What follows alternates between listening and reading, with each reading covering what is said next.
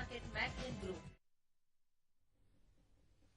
Good morning, welcome to business breakfast show. ముందుగా ప్రేక్షకులందరికీ భోగి, సంక్రాంతి, కనుమ పండుగ శుభాకాంక్షలు. హ్యాపీ న్యూ ఇయర్ అన్న విషెస్ ఇప్పటిదాకా అయితే ఈ సంవత్సరంలో ఫలించలేదు. కనీసం సంక్రాంతి శుభాకాంక్షలైన శుభారంభాన్ని ఇస్తాయని ఆశిద్దాం. స్టాక్ మార్కెట్స్ పరిస్థితి గమనిస్తే గ్లోబల్ మార్కెట్స్ ఈ ఉదయం బలహీనంగా ట్రేడ్ అవుతున్నాయి. లాస్ట్ నైట్ యుఎస్ మార్కెట్స్ నష్టాలతో క్లోజ్ అయ్యాయి. దీంతో ఏషియన్ ఇండిసెస్ లో కూడా ప్రస్తుతం వీక్నెస్ కనిపిస్తుంది. SGX నిఫ్టీ 10 పాయింట్ల నష్టంతో 5751 దగ్గర, సో 5750ని ఒక సపోర్ట్ లెవెల్ గా మార్కెట్స్ భావిస్తుంటాయి. సో ఆ లెవెల్ దగ్గర ప్రస్తుతం ట్రేడ్ అవుతుంది, వీక్ గా ట్రేడ్ అవుతుంది. సో 2011 ప్రారంభం ఇందాక అనుకున్నట్లుగా హీనంగా ఉంది. సో ప్రస్తుతం మార్కెట్స్ కన్ఫ్యూజ్ గా ఉన్నాయి. ఓ అడుగు ముందుకు వేస్తే 2 అడుగులు వెనక్కి వేస్తూ మార్కెట్స్ కష్టకాలం నుంచి బయటపడ్డాయి అనుకునేలోగానే తిరిగి నష్టాలు పట్టుపడుతున్నాయి. సో అక్టోబర్ 2009 తర్వాత నిఫ్టీకి ఇదే వర్స్ట్ మంత్, ఈ జనవరి వర్స్ట్ మంత్ గా నిలుస్తుంది. ఇన్ఫోసిస్ Q3 రిజల్ట్స్ నిన్న డిసప్పాయింట్ చేశాయి. సేల్ రిజల్ట్స్ కూడా డిసప్పాయింట్ చేశాయి. సో మార్కెట్ సేల్ సంబంధించి ఇన్ఫాక్ట్ 1400 crores నెట్ ప్రాఫిట్ ఉంటుంది అని ఆశిస్తే 1100 crores, చాలా తక్కువ నమోదు కావడం గమనిస్తున్నాం. సో రాబోయే రోజుల్లో మరిన్ని రిజల్ట్స్ కూడా డిసప్పాయింట్ చేస్తే మార్కెట్స్ నష్టాల పాలు కావడం, అలాగే బేర్ మార్కెట్స్ కు దారితీసే ప్రమాదం కూడా ఉంది. సో ఈ పరిస్థితి రాకూడదని ఆశిద్దాం. బ్యాంకింగ్, ఐటీ స్టాక్స్ లో చాలా హెవీ సెల్లింగ్ గమనిస్తున్నాం. నిన్నటి ట్రేడింగ్ లో ఇన్ఫాక్ట్ గత కొద్ది రోజులుగా ఐటీ స్టాక్స్ ఇండెక్స్ కు మద్దతుగా నిలిచాయి. బట్ నిన్న ఇన్ఫోసిస్ రిజల్ట్ తర్వాత ఐటీ స్టాక్స్ లో కూడా నష్టాలు ప్రారంభమయ్యాయి. సో డిసెంబర్ నెల ఇన్ఫ్లేషన్ డేటా ఇవాళ వెలువడబోతోంది. 8.3 నుంచి 8.5% ఉంటుందని మార్కెట్ ఎక్స్పెక్ట్ చేస్తుంది. ఇది ఒకవేళ 9% అంటూ నమోదైతే మాత్రం మార్కెట్స్ లో మరోసారి సెల్లింగ్ ప్రెషర్ ఎదురయ్యే అవకాశం ఉంది. తోలుమందపు యూపీఏ ప్రభుత్వం ద్రవ్యోల్బణాన్ని నియంత్రించేందుకు ఎటువంటి చర్యలు తీసుకోకపోవడంతో ద్రవ్యోల్బణ సమస్య అంతకంతకు అధికమవుతోంది. అలాగే ఫ్యూయల్ ప్రైసెస్, ఫుడ్ ప్రైసెస్ ఇవి దిగి రాకపోతే మాత్రం సామాన్యుడి బ్రతుకు దుర్భరం అవుతుంది. ప్రణబ్ ముఖర్జీలు, శరద్ పవార్లు వీరందరూ తమ ప్రాంతాలకు, సరదాలకు మాత్రమే ప్రాధాన్యం ఇచ్చే హీన పరిస్థితి నుంచి బయటపడి సామాన్యులు ఎదుర్కొంటున్న సమస్యలపై దృష్టి పెడతారని ఆశిద్దాం. అలాగే రాష్ట్ర స్థాయిలో కూడా మనకు నాయకత్వం లేమి స్పష్టంగా కనిపిస్తోంది. ఈ సమస్యలన్నింటినీ అధిగమించి మన బ్రతుకులు ఈ సంక్రాంతి నుంచి బాగుపడతాయని ఆశిద్దాం. అలాగే ఓ నరేంద్ర మోడీ మనకు దొరకాలని కోరుకుందాం. ఇక మార్కెట్స్ పరిస్థితిపై మాట్లాడేందుకు ప్రస్తుతం మనతో అనలిస్ట్ కుటుంబరావు గారు, అలాగే అమర్నాథ్ శాస్త్రి గారు సిద్ధంగా ఉన్నారు. సో కుటుంబరావు గారు, ఇన్ఫోసిస్ రిజల్ట్స్ డిసప్పాయింట్ చేశాయి. అలాగే సెన్సెక్స్ పరిస్థితి గమనిస్తే లాస్ట్ 8 సెషన్స్ లో, ఈవెన్ నిఫ్టీ కూడా ఫర్ దట్ మ్యాటర్ 7 సెషన్స్ నష్టపోయింది. సో ఇక్కడ నుంచి ఇండిసెస్ డైరెక్షన్ ఎటువైపు ఉంటుంది అనుకుంటున్నారు? టెక్నికల్లీ చాలా వీక్ గా ఉన్నాయండి. కాబట్టి Q3 ఎర్నింగ్స్ లో ఏదైనా మేజర్ సర్ప్రైజెస్ వస్తే తప్పితే ఇండిసెస్ లో కాస్త స్టెబిలిటీ వచ్చే పాసిబిలిటీ కనపట్లేదు. ఎందుకంటే ఇప్పుడు మ్యాక్రో ఎకనామిక్ ఫ్యాక్టర్స్ మేజర్ గా ప్లే చేస్తున్నాయి మన డొమెస్టిక్ యూస్ అనమాట. ఎస్పెషల్లీ ఇన్ఫ్లేషన్ అండ్ ఇప్పుడు రాబోయే ఆర్బీఐ పాలసీ మీటింగ్ లో ఇంట్రెస్ట్ రేట్స్ ఖచ్చితంగా పెంచాల్సి వస్తుంది, కాదనుకున్నా కూడా ఇంత ఇన్ఫ్లేషన్ ఉన్న తరుణంలో అని చెప్పేసి అని కూడా క్లారిటీ వస్తుంది. కాబట్టి నేను అనుకోవటం మాత్రం ఈ near term like yesterday Infosys తోటి రిజల్ట్ సీజన్ స్టార్ట్ అయింది. కాస్త మైల్డ్ డిసప్పాయింట్మెంట్ అంతే. అందులో మేజర్ గా రెగ్యులర్ గా బాగుండే మార్కెట్లో అయితే దాన్ని ఇగ్నోర్ చేసేది మార్కెట్. బట్ నేను ఈవెన్ స్మాల్ డిసప్పాయింట్ కూడా మేజర్ సెల్ ఆఫ్ కి లీడ్ చేసింది. అండ్ బ్యాంక్ నిఫ్టీ కూడా last 1 year most out performing index అయినా సరే ఈసారి నిన్న కూడా మెన్షన్ చేసాం మనం 200-day మూవింగ్ యావరేజ్ 10,930 దగ్గర వీక్ స్టార్టింగ్ లో రీబౌండ్ అయింది టెస్ట్ చేసి. బట్ నిన్న మళ్ళా బ్రేక్ అయిపోయి అక్కడి నుంచి 200 పాయింట్లు కూడా పడిపోవడం చూసాం. కాబట్టి ఎవ్రీ ర్యాలీలో బ్యాంక్ స్టాక్స్ లో ఇంకా సెల్లింగ్ వచ్చే పాసిబిలిటీ ఉంది.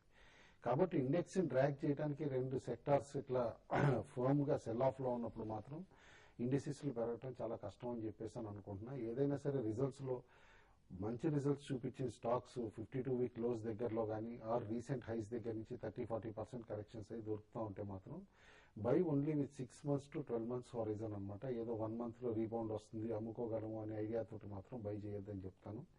Take a medium term view అని. ఆల్ ఇన్ ఆల్ ఇలాంటి సెల్ ఆఫ్స్ మేజర్ ఆపర్చునిటీస్ కూడా ఇస్తాయి అనమాట, బయింగ్ ఆపర్చునిటీస్. అండ్ ఈ ఇయర్ కి మేబీ వీఆర్ ఫార్మింగ్ ఏ లో in this quarter it self అని చెప్పేసి తెలిసిపోతుంది. బిఫోర్ బడ్జెట్ మేబీ బడ్జెట్ తర్వాత పొలిటికల్ సిచ్యువేషన్ లో కూడా క్లారిటీ ఉంటాయి. ఎందుకంటే స్నాప్ పోల్ పొలిటికల్ అన్సర్టనిటీ అనేది ఒక ఫ్యాక్టర్ ఇయర్ అని చెప్పి చాలా బ్రోకింగ్ హౌసెస్ ఆల్రెడీ ఇండికేషన్స్ ఇచ్చినాయి. ఈ ఫెటాల్ దానిపైన కూడా క్లారిటీ వస్తే నేను అనుకోవటం మార్కెట్స్ స్టేబుల్గా ఉండి పోస్ట్ బడ్జెట్ స్టడీ అప్ ట్రెండ్లోకి తిరిగి రెజ్యూమ్ అవుతాయి అని చెప్పేసి అని అనుకున్నా. ఇండెక్స్ వైజ్ చూస్తే మాత్రం నిన్న కూడా చూసాం 5750 దిగువకు కూడా వెళ్ళటం చూసాం అనమాట. కాబట్టి లాస్ట్ 3 months లోస్ ఏవైతే ఉన్నాయో 5680 నుంచి 5730 మధ్యలో ఆ బ్యాండ్ కూడా బ్రేక్ అయ్యి కనుక కిందకి వెళ్తే 5680 కిందకి వెళ్తే డెఫినెట్లీ 5500 ఆన్ కార్డ్స్ అని చెప్పేసి అని అనుకుంటున్నా.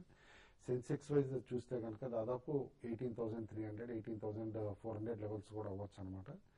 ఏదైనా ఇన్వెస్టర్స్ అప్రమత్తంగా ఉండాల్సిన టైము లార్జ్ పొజిషన్స్ తీసుకుని ట్రేడ్ చేయొద్దంటాను. ఈవెన్ ట్రేడర్స్ కూడా ఓన్లీ స్మాల్ పొజిషన్స్ తోటే ట్రేడ్ చేయమంటారు.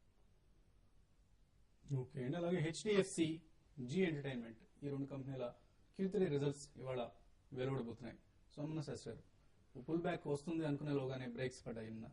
సో సెన్సెక్స్ కావచ్చు, నిఫ్టీ కావచ్చు, నిఫ్టీ ఇన్ఫాక్ట్ 5700కు దిగువ కంటూ రావడం జరిగితే అక్కడ ట్రేడ్ అవడం అంటూ జరిగితే ఇంకా మరింత పతనం తప్పదన్న అంచనాలు ఉన్నాయి చార్టిస్ట్ లో. మీరు ఎలా ఎక్స్పెక్ట్ చేస్తున్నారు? ఇన్ఫాక్ట్ 5700 చాలా మేజర్ సపోర్ట్ ఉంది. లాస్ట్ 3 days కింద చూసుకుంటే లోస్ పెరుగుతున్నాయి. అంటే 5700, 5711, 5736 ఈ విధంగా. సో 5700 కనుక హోల్డ్ చేయగలిగితే ఫర్దర్ గా పెరగడానికి అవకాశం ఉంటుంది. అది కనుక దిగినట్టయితే మేబీ 5600 వరకు కూడా మేబీ నెక్స్ట్ 2-3 days లోనే రావడానికి అవకాశం ఉంది. సో 5700 లెవెల్ హోల్డ్స్ దక్కి అంటే ఈ రోజు ఇంకా పర్టికులర్ గా బెటర్ గా ట్రేడ్ అయితే 5800 to 840 వెళ్ళడానికి అవకాశం ఉంది. అదేవిధంగా కింద కనుక ట్రేడ్ అయితే 5720 దగ్గర, అదేవిధంగా 5680 దగ్గర స్ట్రాంగ్ సపోర్ట్స్ ఉన్నాయి. ఓకే అండి. సో ఇవి కీలకమైన లెవెల్స్ నిఫ్టీకి సంబంధించి. ప్రస్తుతం కాలర్స్ లైన్ లో ఉన్నారు కొంతమంది. ఒంగోలు నుంచి మూర్తి గారు లైన్ లో ఉన్నారు. మూర్తి గారు సార్ చెప్పండి. మూర్తి గారు సార్ నమస్తే సార్. నమస్తే అండి. కుటుంబరావు గారు సార్ 2750 స్టేట్ బ్యాంక్ తీసుకున్నాం సార్. ఓకే అండి.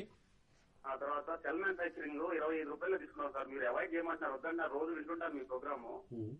లాంగ్ టర్మ్ కూడా పర్వాలేదా, వచ్చేయమంటారా, బయటకు వచ్చేయమంటారా? వద్దండి, లాంగ్ టర్మ్ కూడా దానికంటే బెటర్ స్టాక్స్ చాలా ఉన్నాయండి. మీరు సేమ్ టెక్స్టైల్ స్పేస్ లో అంతగా ఇన్వెస్ట్ చేద్దాం అనుకుంటే అలోక్ లుక్స్ ఫార్ బెటర్ అనమాట. అరౌండ్ అదే ప్రైస్ లో మీకు దొరుకుతుంది.